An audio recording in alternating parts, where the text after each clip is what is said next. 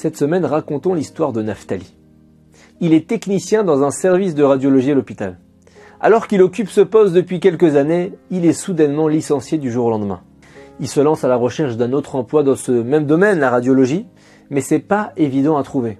Les offres ne courent pas les rues. Il cherche tout de même pendant plusieurs mois, mais sa situation financière commence à se détériorer. Les mois passent, les années. Il est en recherche d'emploi depuis 2 ans. Au bout de 2 ans, Naftali fait le point sur sa situation après ce chômage incroyable. Il dit « Mais apparemment du ciel, on veut pas que je travaille comme technicien radio, il faut que je me recycle ». Il répond à des demandes d'emploi dans divers secteurs d'activité plus porteurs des emplois moins bien rémunérés, mais là non plus. Il n'a pas de succès. Personne ne s'intéresse vraiment à sa candidature. Un jour, alors que ça fait 2 ans et demi qu'il est sans emploi désormais, il obtient un entretien d'embauche. On lui annonce que l'entretien aura lieu à 9 h dans une localité aux abords de Jérusalem et on lui précise qu'il doit arriver à l'heure. Il se dit « C'est vrai que c'est pas ma spécialité, ni le salaire que j'espérais, mais je pourrais au moins subvenir aux besoins de ma famille et en soi, c'est une bracha, c'est une bénédiction. » Il se renseigne sur les horaires des autobus et décide à partir à 7 h 30 le lendemain pour ce rendez-vous. Il se lève, fait sa prière, va à la station de bus et alors qu'il est proche de la station, il aperçoit son autobus arriver dans son dos. Naftali court et crie en direction du chauffeur « Arrête-toi !» L'autobus continue sa route. Vous connaissez en Israël, c'est un peu comme ça tout le temps. Naftali est brisé. En voyant l'autobus partir, il sait qu'il n'arrivera pas à l'heure à l'entretien.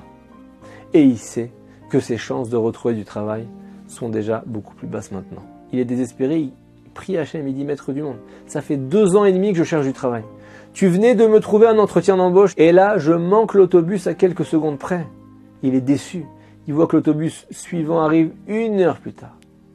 Il décide d'y renoncer et de rentrer chez lui. Juste devant son immeuble, il y a un ami qui passe en voiture, qui le klaxonne et qui lui dit « Hey Naftali, comment tu vas ?» Il remarque qu'il est un peu triste. Et son voisin lui dit « Tout le monde va bien chez toi? Vous êtes tous en bonne santé ?» Naftali lui dit « Oui, j'avais un entretien à côté de Jérusalem, je viens tout juste de le rater. » Et l'autre il lui dit « Mais regarde combien Hachem t'aime! Je pars pour Jérusalem, je te dépose au passage, allez monte !» Naftali se ressaisit. Belle ashgacha pratit, belle providence divine. Naftali comprend en son fort intérieur que Dieu dirige le monde et qu'il l'a pas abandonné. Il monte dans la voiture et pendant tout le trajet, il regrette d'avoir manqué d'émouna, de foi en son Créateur.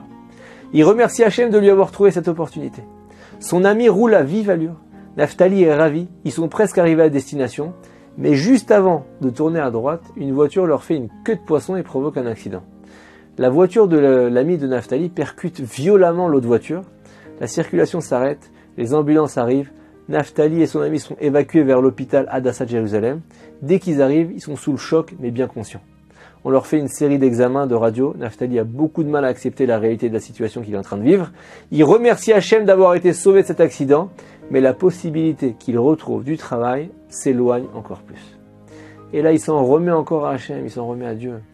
Et il dit, Maître du monde, Ribono Shel Olam, tu m'as amené jusqu'ici. Tu m'as mis une voiture à ma disposition, pourquoi cette succession d'épreuves? Il aurait mieux valu que personne me prenne en voiture, je serais rentré chez moi et c'est tout. Je pensais enfin être tout proche de la délivrance et finalement, non! Les 2 hommes passent tous les examens. Le médecin annonce à l'ami de Naftali, grâce à Dieu, tout va bien, vous pouvez rentrer chez vous. Ensuite, il se tourne vers Naftali et lui dit, tous les examens sont bons, vous aussi, vous pouvez rentrer chez vous. Le médecin voit la mine déconfite de Naftali. Et là, il le rassure à nouveau. Il lui dit, ne vous inquiétez pas. Vous n'avez aucun souci à vous faire. Tout va bien. Naftali lui dit, mais... Ah oui, merci docteur, mais vous savez pas quelle journée j'ai passée. Le docteur essaie de lui remonter le moral. Il lui dit, mais il n'est que 10 h du matin. Vous avez échappé à un accident de la route et vous avez toute la suite de la journée devant vous. Naftali lui dit, vous avez raison docteur, mais je devais avoir un entretien d'embauche. Ça fait 2 ans et demi que je suis au chômage. Je peine à nourrir ma famille. Ça fait 2 ans et demi que je reçois aucune réponse à mes CV. Et ce matin, enfin, j'avais obtenu un rendez-vous, mais j'ai raté mon bus. Un ami m'a pris en voiture pour me faire arriver à l'heure. On a eu un accident. Le médecin lui dit, c'est quoi le métier? Naftali lui dit qu'il est à l'origine technicien en radiologie, mais qu'il étudie aujourd'hui toutes les opportunités du marché du travail. Le médecin lui dit, mais c'est incroyable. Ça fait 6 mois qu'on a publié une annonce. Aucune réponse ne nous est parvenue. On est à la recherche de techniciens en radiologie. Venez immédiatement avec moi chez le directeur de l'hôpital. Naftali est un peu surpris, et encore un peu sonné par l'accident aussi. Il suit le docteur dans le bureau du directeur et après un petit entretien de 5 minutes, le directeur lui dit « Vous pouvez commencer à travailler dès aujourd'hui, c'est possible ou pas ?» Naphtali a immédiatement accepté le poste et il est resté travailler dans cet hôpital pendant très longtemps, remettant sa famille sur les bons rails. Certains vivent beaucoup d'épreuves et pourtant, quand on les rencontre et qu'on leur demande comment ils vous répondent que Dieu soit loué, Hachem Yitbarach est toujours avec moi. Je remercie Dieu, je manque de rien. En vérité, notre interlocuteur peut être en instance de divorce, en banqueroute personnelle, lourdement endetté. La différence, c'est qu'un homme pétri de Emouna s'exprima toujours ainsi. Tout va bien, c'est la volonté d'Hachem et c'est ce qu'il y a de mieux pour moi. Tout est une histoire de foi de Emouna. Celui qui se plaint de ses épreuves risque d'en subir d'autres jusqu'à ce qu'il les surmonte, car Hachem désire qu'on se rapproche de lui. A l'inverse, un homme doté d'une grande confiance en Dieu obtient parfois un sourire d'Hachem et parfois Hachem lui voile sa face. Celui qui est doté d'une grande émouna, d'une foi en Dieu, finira par être délivré de ses souffrances. C'est le jeu. Shabbat Shalom.